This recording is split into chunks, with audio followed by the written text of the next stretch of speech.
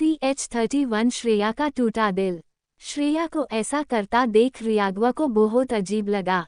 राघव ने कहा, श्रेया ये क्या कर रही हो, खड़ी हो जाओ। श्रेया ने राघव की बातों को इग्नोर किया और राघव से कहा, तुम चुप रहो और मेरी बात सुनो।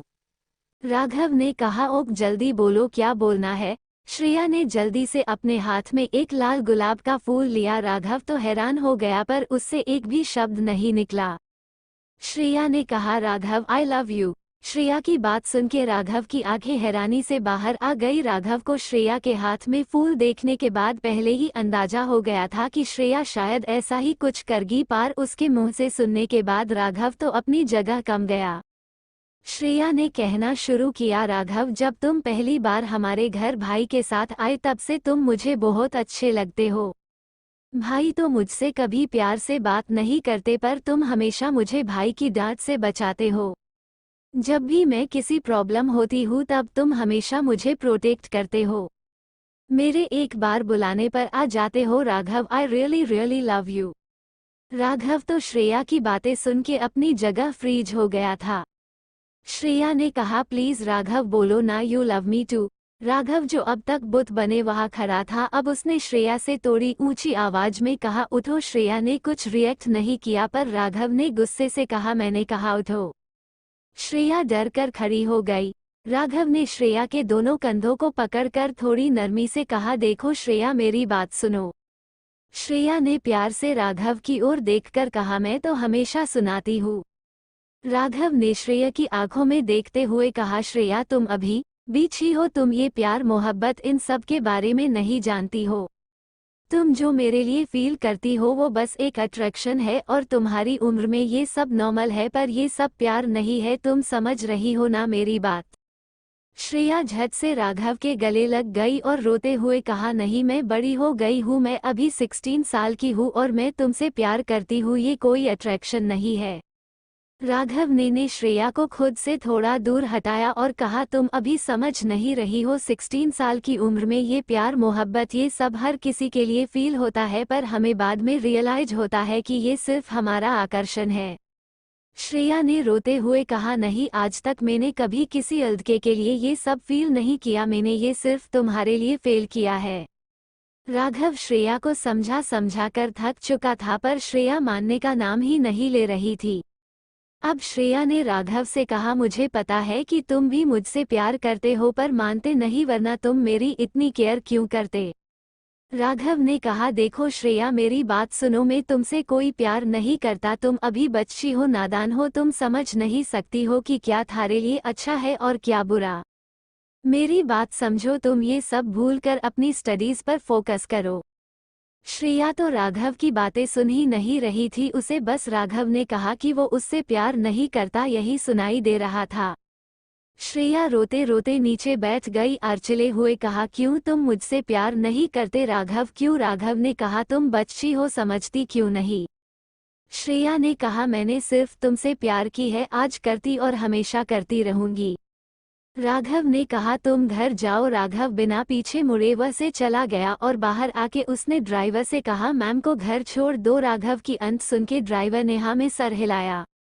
राघव ने बाहर आकर एक गहरी सांस ली और खुदा से कहा, श्रेया तुम अभी बच्ची हो और मैं ऐसे तुम्हारा फायदा नहीं उठा सकता। प्यार तो राघव भी श्रेया से करता था पर राघव हमेशा श्रेया को सिर्फ प्रोटेक्ट करना चाहता था। राघव ने कभी श्रेया को इस नज़र से देखा नहीं। राघव ने सोचा, श्रेया अभी बच्ची है इसलिए ये सब कर रही है, कुछ दिन में भूल जाएगी, और राघव ने डिसाइड किया कि वो जितना हो सके श्रेया से दूर ही रहेगा। राघव ने एक गहरी सांस ली और दूसरी कार में बैठ गया। उधर श्रेया जमीन पर बैठकर रो रही थी। ड्राइवर श्रेया को घर चलाने को बोल रहा था पर श्रेया बिना कुछ बोले बस रो रही थी। अब ड्राइवर को टेंशन होने लगी, उसने कहा, मैम आप चलिए, नहीं तो मुझे बड़े साहब को फोन करना पड़ेगा। श्रेया चुपचाप एक जिंदा लाश की तरह खड़ी हो है और गाड़ी में जाके बैठ गई। श्रेया ने मन में कहा, क्यों राघव तुम मुझसे प्यार नहीं करते, क्यों राघव क्यों। श्रेया का दिल बहुत बुरी तरह टूट चुका था। आखिर श्रेया थी तो एक टीनेजर गर्ल। श्रेया ने कहा, मैं तुम्हें अपने प्यार का एहसास करके रहूंगी। राघव श्रेया ने मन में ठान लिया था। तो वही गाड़ी में राघव ने ठान लिया था कि जितना हो सके वो श्रेया से दूर रहेगा। CH32 खुशी की अटपटी बातें। आपने पिछले एपिसोड में राघव ने श्रेया से कहा कि वह उससे प्यार नहीं करता, इस वजह से श्रेया का पूरी तरह से दिल टूट चुका है। अब आगे उस दिन से लेकर आज 5 साल बीत चुके हैं, फिर भी राघव हमेशा से श्रेया को इग्नोर करता है। श्रेया जब भी राघव के सामने आती है, राघव वहां से जल्दी निकलना चाहता है, पर श्रेया ने अभी तक हार नहीं मानी। श्रेया हमेशा राघव को अपने प्यार का एहसास कराना चाहती है। Present time. आज राघव ने भी कई दिनों बाद शव को देखा था। उसके दिल में एक अजीब सी हलचल मच रही थी श्रेया को रोता हुआ देखकर, पर राघव फिर भी श्रेया से दूर ही रहना चाहता था। श्रेया अभी भी नीचे बैठकर रो रही थी, ऐसा सोचता था कि उसके पीछे कोई खड़ा है। शेरनी राघव की तरफ देखकर कहा, क्यों राघव क्यों? आज 5 साल हो चुके, तुमने कहा था कि मैं तक बच्चे नहीं पर अपने बड़ी हो चुके, अपनी 21 साल की हो चुकी हूँ। तुमने कहा था कि यह मेरा अट्रैक्शन है तुम्हारे लिए, फिर भी अट्रैक्शन तो सच में तुम्हें लगता है कि यह अट्रैक्शन है। तुमने कहा था कि उस उम्र में हमें किसी के साथ भी अट्रैक्शन हो सकता है, पर आज तक तुम्हारे अलावा कभी किसी के साथ फीलिंग महसूस नहीं हुई। तुम समझते क्यों नहीं हो ये प्यार है? राघव ने श्रेया के बात सुनकर कहा, श्रेया मैं पिछले 5 साल से समझा रहा, तुम समझते क्यों नहीं हो? श्रेया ने चिल्लाकर कहा, तुम क्यों नहीं समझते कि मैं तुमसे प्यार करती हूँ? अभी बच्चे हो ना ताना, अपनी जिंदगी के अहम फैसले नहीं ले सकती हो, तुम्हें सिर्फ आप ही अपने स्टडीज पर फोकस करने की जरूरत है। मैंने कहा, क्या तुम सच में अब भी मुझसे प्यार नहीं करते राघव? राघव श्रेया की बात सुनकर चुप हो गया। राघव से कुछ कहा नहीं जा रहा था, क्योंकि कहीं ना कहीं राघव भी श्रेया को दिल ही दिल में पसंद करता था, पर यह सोचकर तीसरे अभी नादान है और अपना अच्छा बुरा नहीं जानती, इसलिए उससे दूर ही रहना चाहता था, पर श्रेया थी कि मानने को तैयार ही नहीं थी। राघव ने कहा, मुझे तुमसे कुछ नहीं कहना, जो कहना था मैं बहुत पहले से ही तुमसे कह चुका, पर तुम समझने को तैयार नहीं हूँ। मुझे बहुत कम है, मैं जा रहा हूँ। राघव ने कहा, मुझे तुमसे कुछ नहीं कहना, जो कहना था मैं बहुत पहले से ही तुमसे कह चुका, पर तुम समझने को तैयार नहीं हूँ। मुझे बहुत कम है, मैं जा रहा हूँ। राघव जाने के लिए पीछे मुड़ चुका था। श्रेया ने उसे रोकते हुए कहा, चाहे तुम कुछ भी कर लो राघव, पर मैं तुम्हारा पीछा जिंदगी भर नहीं छोड़ने वाली। तुम्हें अपने प्यार का एहसास करा कर ही रहूंगी। प्यार एक बार होता है और वह मुझे तुमसे हो चुका है, अब किसी से नहीं होने वाला। तुम भी समझ जाओ, तुम सिर्फ मेरे हो, मैं तुम्हें अपना बनाकर ही रहूंगी। राघव ने श्रेया की बात सुनकर कुछ नहीं कहा, वह चुपचाप वहां से चला गया। राघव के जाने के बाद श्रेया भी वहां से घर जाने के लिए निकल गई। उधर खुशी और ऋषभ कार में खुशी के घर के लिए जा रहे थे। बिठाया हुआ था और खुशियों से छूटने के लिए छटपटा रही थी, पर ऋषभ तो खुशी छोड़ने का नाम ही नहीं ले रहा था। खुशी ऋषभ को अपने मन ही मन खुश रही थी। क्या हो जाता इस पागल आदमी को, जब देखो तब चिपका रहता है मुझसे, कोई तो बचा लो मुझे। ऋषभ खुशी के फेस के बनते बिगड़ते एक्सप्रेशन देख रहा था। ऋषभ ने खुशी को खुद के करीब खींचकर कहा, हमें गालियां देना बंद करो, क्योंकि तुम्हें ऐसे जिंदगी भर खुद से चिपका कर रखने वाला हूँ, समझी तुम? ऋषभ इतना कर चुप हो गया। खुशी तो हैरानी से ऋषभ की बातें सुन रही थी। खुशी ने हिम्मत करके ऋषभ से पूछ ही लिया, क्या आप कोई भूत हो या फिर कोई काला जादू करते हो? कहीं आप कोई वैम्पायर तो नहीं हो, खून चूसने वाले? ऋषभ खुशी की अटपटी बातों से इरिटेट हो रहा था। ऋषभ ने खुशी से इरिटेट होते हुए कहा, तुम कहीं पागल खाने से भागकर आई हो क्या? किसी अजीबोगरीब बातें कर रही हो? सच में मैं इंसान नहीं लगता हूँ। खुशी ने ऋषभ की इरिटेटेड आवाज सुनी। उसे समझ आ गया कि उसने कुछ गलत कह दिया है, जिस वजह से ऋषभ अभी उसे पनिश कर सकता है। खुशी ने अटकते हुए कहा, वह मैं यह नहीं कहना चाहती थी। आप हमेशा मेरे मन की बात कैसे पढ़ लेते मुझे समझ, इसलिए मैं नहीं रह सकता। प्लीज प्लीज मुझे माफ कर दीजिए प्लीज। ये सब कह के खुशी ने अपनी आंखें बंद कर ली। ऋषभ तो खुशी की मासूमियत देखकर सोच रहा था, क्या सच में यही इतनी मासूम है या सिर्फ दिखाती है? मेरी जान, ये तो मैं जानकर ही रहूंगा और तुम्हें हमेशा अपने पास। तुम्हारी मासूमियत सबसे सिर्फ मेरे लिए ही है। ये सब सोचते वक्त ऋषभ के फेस पर एक डिटरमाइंड एक्सप्रेशन था, जो कि खुशी नहीं देख पाई कि ऋषभ अपने एक्सप्रेशन छुपाने में माहिर था। ऋषभ ने खुशी की तरफ देखकर कहा, तुमने कहा कि मैं इंसान नहीं, क्या तुम जानना चाहती हो मैं कौन हूँ? खुशी ने हकलाते हुए कहा, मुझे नहीं जानना अब। ऋषभ ने कहा, पर मुझे बताना है। खुशी ने कहा, क्या बताना है आपको? खुशी इसके आगे और कुछ कह पाती इससे पहले ही ने खुशी की गर्दन को किस करना स्टार्ट कर दिया था। ऋषभ ये सब बहुत वाइल्ड तरीके से कर रहा था। खुशी को उससे बहुत दर्द हो रहा था। ऋषभ ने झटके से खुशी की गर्दन पर अपने दांत गड़ा दिए और एक लव बाइट दे दिया और साइड हटकर खुशी से कहा, हाँ तो मैं अभी तुम्हारा क्या ख्याल है मेरे इंसान न होने के बारे में? खुशी ने कुछ नहीं कहा। खुशी तो बस आंख फाड़कर ऋषभ को देख रही थी। ऋषभ ने सच में किसी वैम्पायर की तरह खुशी की गर्दन पर दांत गड़ाए थे। ऋषभ को समझ आया कि उसने खुशी को ज्यादा ही जोर से काट दिया है, इसीलिए ऋषभ फिर से झुका और खुशी की गर्दन पर हल्के हल्के चूमने लगा। खुशी तो ऋषभ की अजीब हरकतों की वजह से हैरान थी। ऋषभ बहुत प्यार से खुशी की गर्दन चूम रहा था और खुशी इस वजह से बहुत ज्यादा अजीब फील कर रही थी। उसे ऋषभ की किस करने की वजह से घिन नहीं आ रही थी और खुशी को ऋषभ का किस करना अच्छा लग रहा था।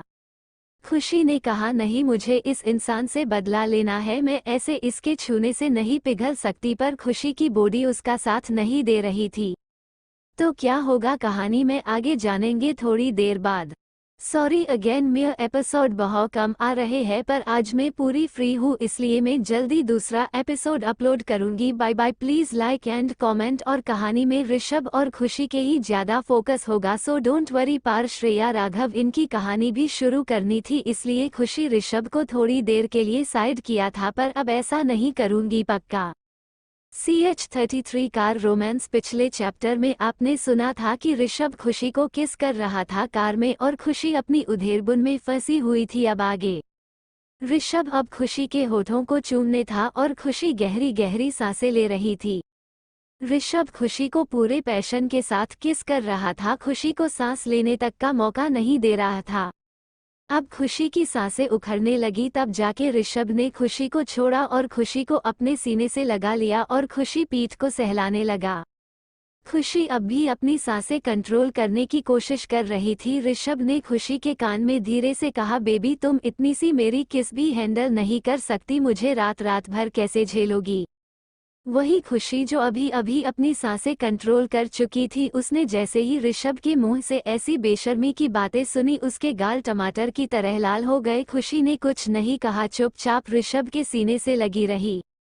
कुछ देर बाद कार रुकी। कार के रुकते ही ऋषभ समझ गया कि खुशी का घर आ गया, इसलिए ऋषभ ने कहा, baby you have just 2 days, उसके बाद अगर ट्यूमर घर नहीं आई तो मैं खुद तुम्हें लेने आ जाऊंगा, समझी? खुशी तो ऋषभ की बात सुनकर हैरान हो गई। खुशी ने हिचकी चाहते हुए कहा, हमने अभी तक घर पर बात नहीं की तो आप हमें और कुछ समय दे दीजिए प्लीज, हमें अपने मम्मी पापा को भी मनाना है, प्लीज हमारी बात समझने की कोशिश कीजिए। ऋषभ ने एक शब्द में कहा, कितने दिन की मोहलत चाहिए तुम्हें? मैं तुम्हें सिर्फ और सिर्फ 1 हफ्ते तक का ही समय दे सकता, उसके बाद बिल्कुल भी नहीं। अगर तुम चाहती हो कि मैं तुम्हारी बात मान जाऊं तो उसके लिए तुमने मेरी एक शर्त माननी पड़ेगी। खुशी ने डरते हुए पूछा, कैसी शर्त? ऋषभ ने एक शैतानी स्माइल के साथ कहा, baby just kiss me and prove me that you are mine.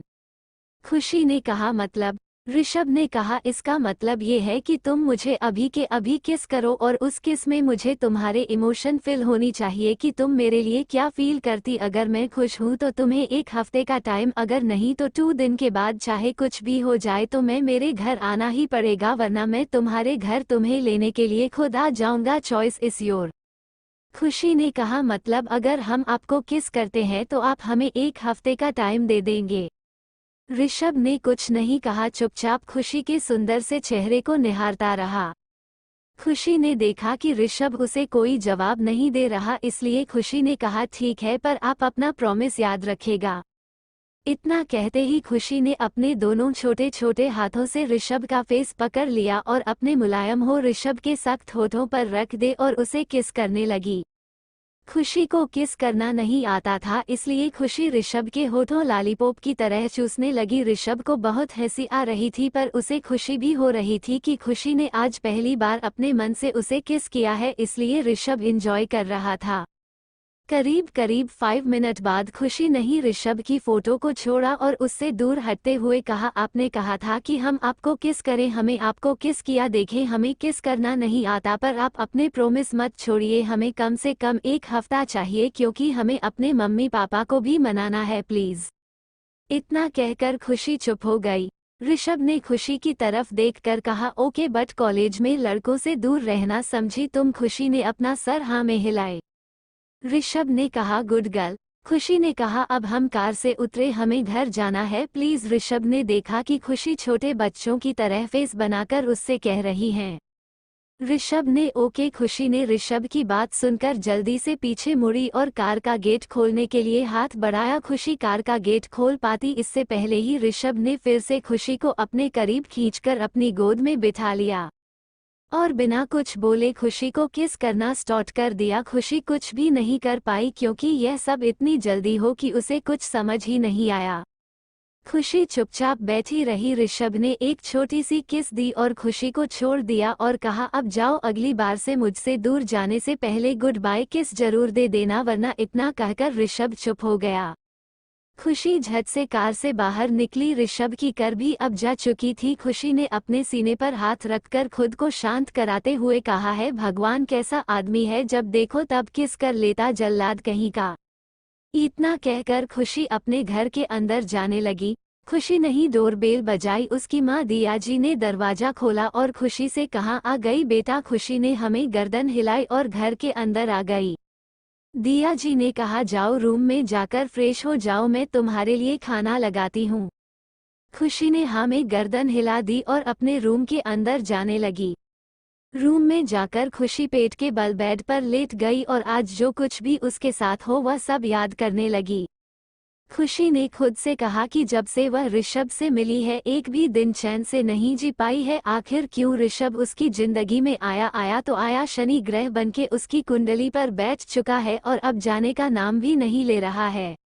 ये सब सोचते हुए खुशी ने एक लंबी सांस ली और कहा, अब जो हो चुका है वह हो चुका, अब मैं इन सब से बिल्कुल नहीं करूंगी, डटकर सामना करूंगी।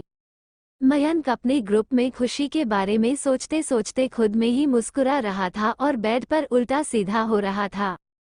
मयंक अकेले अकेले खुद में ही मुस्कुरा रहा था। उतने में उसके रूम में उसकी माँ प्रतिभा जी रूम आए और उन्होंने देखा कि उनका बेटा अकेले अकेले ही मुस्कुरा रहा है। ये देखकर उनके फैसले भी एक छोटी सी स्माइल आ गई। उन्होंने कहा, क्या हुआ बच्चा, इसके बारे में सोचकर मुस्कुरा रहे हो क्या? आपने हमारे लिए कोई बहू ढूंढी है क्या? मयंक जो कि खुशी के बारे में सोचकर मुस्कुरा रहा था, जैसे ही उसने अपनी माँ की आवाज सुनी जल्दी से बेड से नीचे उतरने के चक्कर में बेड से नीचे गिर गया। उसे गिरा हुआ देखकर प्रतिभा जी जल्दी से दौड़कर उसके पास आई और उसको उठाते हुए कहा, क्या कर रहे हो मयंक, अभी चोट लग जाती तुम्हें। मयंक ने अपनी माँ को शांत कराते हुए कहा, डोंट वरी मामा, मुझे कुछ नहीं हुआ, आप चिंता मत कीजिए। प्रतिभा जी ने कहा, ठीक है, अच्छा अब मुझे ये बताओ कि अकेले अकेले क्यों मुस्कुरा रहे थे। मयंक उनकी बात सुन के हड़बड़ाते हुए कि नहीं माँ वो कुछ नहीं, मैं तो बस इतना ही कह पाया था कि प्रतिभा जी ने उसे रोकते हुए कहा, सच सच बताओ कौन है लड़की जिसके बारे में सोचकर मेरा बेटा मुस्कुरा रहा है। मयंक ने शर्माते हुए कहा, माँ मेरे कॉलेज में पढ़ती है, उसका नाम खुशी है, बहुत क्यूट मॉम, दिखने में कोई परी और बात भी बहुत अच्छी करती है, सबके साथ अच्छे से बिहेव करती है, बहुत स्वीट, और आज मैंने उससे दोस्ती भी कर ली। प्रतिभा जी ने हंसते हुए कहा, बस आप बता रहे हैं तो वह सच में बहुत प्यारी होगी। अच्छा हमसे कब मिलाओगे उसे, हम भी तो देखें कि हमारे बेटे की पसंद कैसी है। मयंक ने कहा, जल्दी मिलवा दूंगा माँ, पहले उससे अपने दिल की बात तो कह दूं। प्रतिभा जी ने उसे छेड़ते हुए कहा, अच्छा तो क्या है तुम्हारे दिल पे, जरा हमें भी तो बता दो। मयंक ने कहा, क्या आप भी? प्रतिभा जी ने कहा, ठीक है अभी तुम फ्रेश हो जाओ, मैं तुम्हारे लिए डिनर में क्या बनाऊं जरा बताऊं। मयंक ने कहा, कुछ भी, जो भी आप बनाओगी मुझे सब पसंद है। प्रतिभा जी रूम से बाहर आ गई और उन्होंने खुद से कहा, ऋषु को तो कभी खुशी नहीं दे पाई पर तुम्हारे लिए कुछ कसर नहीं छोड़ूंगी। मयंक इतना कह के वो किचन की तरफ चली गई। CH34 आखिर कौन है ऋषु? कल आपने पढ़ा था कि मयंक की मां प्रतिभा जी मयंक से उसकी खुशी का राज पूछ रही थी और मयंक ने बताया कि उसे उसकी क्लास की में खुशी पसंद है। ये सुनकर प्रतिभा जी बहुत खुश हुई और उसके रूम से बाहर निकल गई और उन्होंने खुद से कहा कि वह अपने बेटे मयंक को हमेशा खुश रखेंगे, क्योंकि उन्होंने अपने बेटे ऋषु को कभी खुशियां नहीं दे पाई। इसका गिल्ट हमेशा उन्हें रहता था और वह नहीं चाहती थी कि जो खुशियां वो ऋषु को नहीं दे पाई वह सारी खुशियां वो मयंक को देना चाहती थी, क्योंकि उन्हें ये गिल्ट था कि पिछले 23 सालों से वो अपने बेटे से दूर थी और आज वही बेटा उसे हद से ज्यादा नफरत करता था। इतनी नफरत कि अगर वह देख भी ले तो अपनी नज़र ऐसे फेर लेता था जैसे कोई घिनौनी चीज देख ली हो अपने सामने। जब वह अपने बेटे को खुद के साथ ऐसा करते देखती थी तब उनके दिल में एक टीस उठती थी, पर इसमें गलती उनकी ही थी। एक 3 साल के बच्चे को अकेला छोड़ दिया था उन्होंने और यह भी समझती थी कि उनका बेटा कभी उन्हें माफ नहीं करेगा। ये सब सोचकर प्रतिभा जी किचन की तरफ जा रही थी, तभी वह अपने ख्यालों में गुम चल रही थी। इसलिए उनकी टक्कर उनके पति मिस्टर राज ओबरॉय से हो गए। उन्होंने जब देखा कि प्रतिभा जी अपनी सोच में गुम है तो उन्होंने उनसे पूछा, क्या हुआ प्रतिभा, आप ऐसे क्या सोच रहे हैं और बहुत परेशान भी लग रहे हो। प्रतिभा जी ने जब देखा कि मिस्टर राज उनके सामने है तो उन्होंने उदास होकर कहा, कुछ नहीं, बस यही सोच रही थी। क्या सच में मैं इतनी बुरी माँ हूँ? मुझे हमेशा लगता है कि मैंने ऋषु के साथ बहुत बुरा किया। मिस्टर राज ने प्रतिभा जी की बात सुनकर कहा, प्रतिभा, उस वक्त आप नहीं, हालात गलत थे, इसलिए इस सब का दोष आप खुद को मत दीजिए। जब ऋषु को सच्चाई पता चले कि तब शायद वह आपसे इतनी नफरत ना करे, इसलिए आप इतनी चिंता मत कीजिए, यह आपकी सेहत के लिए ठीक नहीं है। प्रतिभा जी ने मिस्टर राज की बात सुनकर कहा, ठीक है, आप चिंता मत कीजिए, अब हम इसके बारे में ज्यादा कुछ नहीं सोचेंगे। आप जाइए अपने रूम में, हम मेट्स को डिनर बनाने के लिए बोल देते हैं। उधर खुशी के घर में खुशी अपने बेड पर आराम से लेटी हुई थी, तभी उसके मोबाइल पर साक्षी का कॉल आया। खुशी नहीं जल्दी से कॉल पिकअप किया। उधर से साक्षी की चहकती हुई आवाज आई। साक्षी ने कहा, यार Khushi, how lucky we are, famous painter Anmol ने हमसे खुद दोस्ती की, तो जानती है यार मैं उसकी कितनी बड़ी फैन हूँ उसकी। खुशी ने साक्षी को टोकते हुए कहा, चुप मेरी माँ, मुझे भी तो कुछ बोलने दे। अच्छा, मुझे समझ आया कि आप तो क्या कहना चाहते हैं अनमोल, फेमस पेंटर, और तूने तो पेंटिंग कंपटीशन में पार्टिसिपेट ले लिया, इसलिए तू चाहती है कि वह तुझे पेंटिंग करना सिखाए, इसलिए तूने मुझे कॉल किया है ताकि कल हम सब मिलकर उससे तेरी तरफदारी करें और उसे तुझे पेंटिंग सिखाने के लिए मनाया, सच कहा ना? साक्षी ने हैरानी से कहा, यार खुशी, तुझे कैसे पता चला? मैं तो तुझसे यही कहने वाली थी। सच में यार, तू मेरे बेस्ट फ्रेंड है, तू मेरे दिल की बात समझ जाती है। खुशी ने कहा, बस बस अब मस्का मत मारो, मुझे पता है कि तेरे दिमाग में कब क्या चल रहा होता है, तो जैसे हम कल पूछ कर देखते, अगर उसने हाँ कहा तो ठीक है, वरना तू खुद भी बहुत अच्छी पेंटिंग बनाती है, तो चिंता मत कर, तू ही जीतेगी, मुझे पक्का यकीन है। खुशी की बात सुनकर साक्षी ने कहा, हाँ यार, मुझे पता है कि मैं अच्छी पेंटिंग बनाती हूँ, पर फेमस पेंटर अनमोल के सामने मैं क्या चीज़ हूँ यार? तू तो जानती है कि मेरा हमेशा से फेमस पेंटर बनने का सपना है, इसलिए मैं अपने सपने की शुरुआत यहीं से करना चाहती हूँ। खुशी नहीं कहा, मुझे पता है साक्षी, पर हम उसे फोर्स पर तो नहीं कर सकते, अगर उसने मना कर दिया तो हम एक बार पूछकर ट्राई जरूर करेंगे, पर यह उसकी चॉइस होगी, अगर वह हाँ कहेगा तो ठीक है, वरना रहने देंगे, और कर भी क्या सकते हैं हम। कुछ देर ऐसे ही इधर उधर की बातें करने के बाद खुशी और साक्षी ने फोन कट कर दिया। जब खुशी ने फोन कट कर दिया तो उसे फिर से ऋषभ की कही बात याद आ गई कि तुम्हारे पास सिर्फ 1 हफ्ता है उसके घर शिफ्ट होने के लिए। खुशी ने अपने आप से, हद है यार, इस आदमी ने मुझे पागल बना कर रखा है। अब ये चाहता है कि मैं इस पागल के साथ रहूं, अपने घर में रहने दो, रहने से भी मेरा किस पागल से पाला पड़ा है, समझ नहीं आता कौन से पागल खाने से भाग कर आया है। खुशी ने खुद से कहा, जब मैं अपने घर में हूँ तो मुझे इतना परेशान करता है, जब मैं उसके घर में रहने लगी तब ये क्या करेगा मेरे साथ, हे भगवान, मेरा तो राम नाम सत्य पक्का।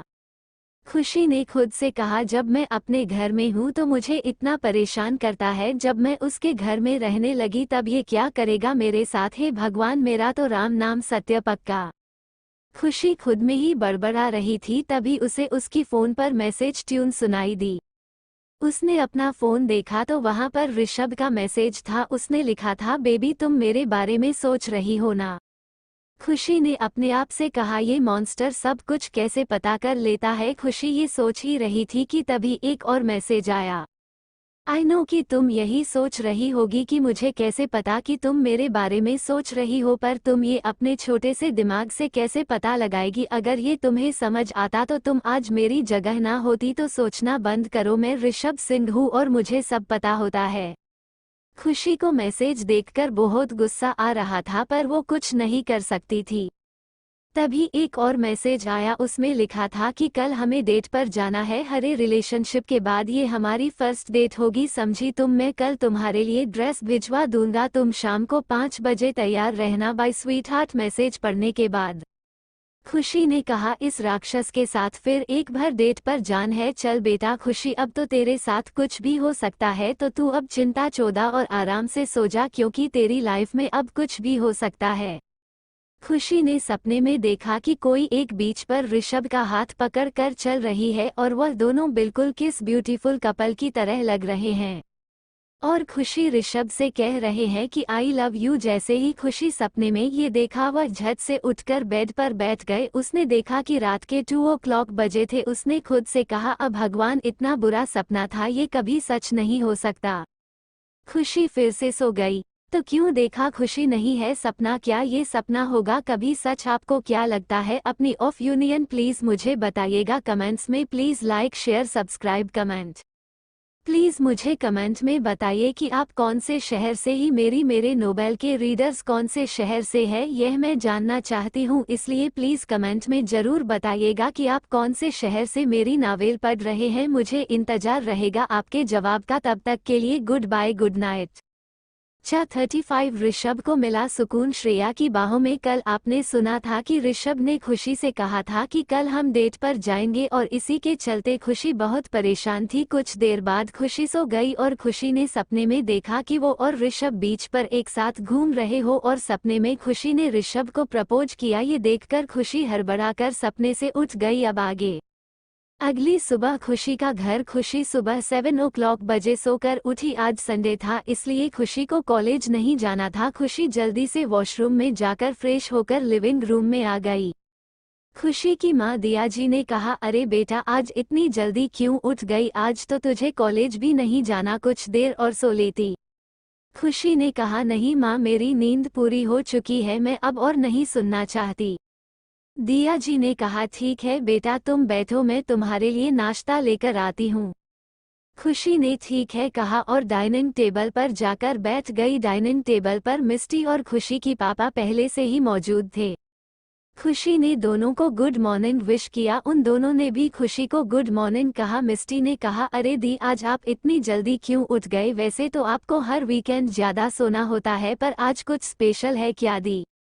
खुशी ने मिस्टी की बात सुनकर उसके कान खींचते हुए कहा, तो आजकल कुछ ज्यादा ही नहीं बोलने लगी है। मिस्टी ने कहा, अरे दी कान छोड़ो, बड़ा हो जाएगा, हाथी के जितना हो जाएगा। खुशी ने कहा, हो जाने दे, तुझे बाद में झूमे छोड़कर आएंगे हम। क्यों पापा? राजेश जी बस दोनों की नोकझोंक देखकर मुस्कुरा दिया। उतने में ही दिया जी किचन से नाश्ता लेकर बाहर आए। सबने मिलकर नाश्ता किया, और आज संडे था इसलिए सब घर पर रहने वाले थे, इसलिए खुशी अपने रूम में चली गई। मिस्टी अपने रूम में जाकर पढ़ाई करने लगी। दिया जी अपना किचन का काम समेटने लगी और राजेश जी टीवी पर न्यूज़ देखने लगे। ऐसे ही पूरा दिन निकल गया। खुशी अभी लिविंग रूम में बैठी थी। उसने देखा कि शाम के 4 बज चुके थे। खुशी ने अपने मन में सोचा, अब मैं क्या करूं? मम्मी पापा कौन सा बहाना बनाऊं? अगर मैं नहीं गई तो वह पागल आदमी मेरे घर आ जाएगा, कुछ तो करना पड़ेगा। खुशी यह सब सोच रही थी कि तभी घर की डोरबेल बजी। खुशी नहीं जाकर दरवाजा खोला तो एक डिलीवरी बॉय आया था। उसने कहा, ये पार्सल खुशियां अग्रवाल के नाम पर आया है। खुशी ने जल्द से पार्सल लिया और अपने रूम में चली गई। खुशी को पहले ही पता था कि ऋषभ उसके लिए ड्रेस बिछाने वाला है, इसलिए खुश लिविंग रूम में बैठकर वेट कर रही थी। खुशी ने पार्सल खोलकर देखा तो उसमें व्हाइट कलर का बॉक्स ऑफ शोल्डर गाउन था, जो इंग्लैंड तक ही था और दिखने में बेहद खूबसूरत था। खुशी ने अपने मन में कहा कितना महंगा लग रहा है यह, शायद इसकी प्राइस भी करोड़ों में होगी। खुशी ने अपने मन में कहा कितना महंगा लग रहा है यह, शायद इसकी प्राइस भी करोड़ों में होगी। खुशी उस ड्रेस को लेकर जल्दी से वॉशरूम में गई और चेंज करके बाहर आए। जब खुशी ने खुद को मिरर में देखा तो हैरान हो गई, वह ड्रेस में किसी परी से कम नहीं लग रही थी। वह वाइट कलर का गाउन उसकी वाइट स्किन पर एकदम चांद की तरह चमक रहा था। खुशी ने जल्दी से अपने बालों का जुड़ा बनाया और आंखों में भर भर कर काजल लगाया और हल्की सी लिपस्टिक और हल्का सा मेकअप किया। उस हल्के से मेकअप में भी खुशी किसी परी से कम नहीं लग रही थी। कोई भी अगर खुशी को दिखता तो अपना दिल हार जाता। खुशी जल्दी से कर चली गई। वहां पर उसकी मम्मी पापा आपस में कुछ बातें कर रहे थे, उनका ध्यान खुशी की तरफ नहीं था। खुशी जल्दी से अपने मम्मी पापा के सामने गई और मम्मी पापा भी, आज मुझे रिया के घर जाना है, उसके कजन के पास है, उसका कजन का बर्थडे, इसलिए उसने मुझे बर्थडे पार्टी में बुलाया है कि मैं जाऊं। दिया जी और राजेश जी ने जब खुशी को देखा तो बस देखते ही रह गया। दिया जी ने कहा, अरे बेटा तू कितनी सुंदर लग रही, इधर आ। उन्होंने जल्दी से अपने आंखों का काजल निकालकर खुशी की गर्दन के पीछे लगा दिया और कहा, नजर ना लगे मेरे बच्चे का, अच्छा जा, पर अपना ध्यान रखना और जल्दी आ जाना। खुशी ने हाँ कहा और जल्दी से घर के बाहर निकल गई। खुशी जब बाहर गई तो उसे उसके घर पर कुछ दूर ऋषभ की कार दिखाई दी। खुशी जल्दी से उस कार की तरफ चली गई। खुशी कैसी कार के पास पहुंची, कार का दरवाजा ऋषभ ने खोला और खुशी को जल्दी से कार के अंदर खींचकर अपनी गोद में बिठा लिया। खुशी तो बहुत हैरान हो गई थी ऋषभ के एक्शन की वजह से, पर बाद में उसने खुद को नॉर्मल कर लिया क्योंकि उसे अब इस सब की आदत हो चुकी थी।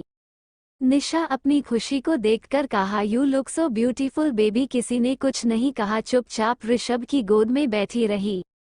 कुछ देर बाद दोनों होटल हयात पर पहुंच गए। ये शहर का सबसे फेमस होटल था और यह होटल भी ऋषभ का ही था।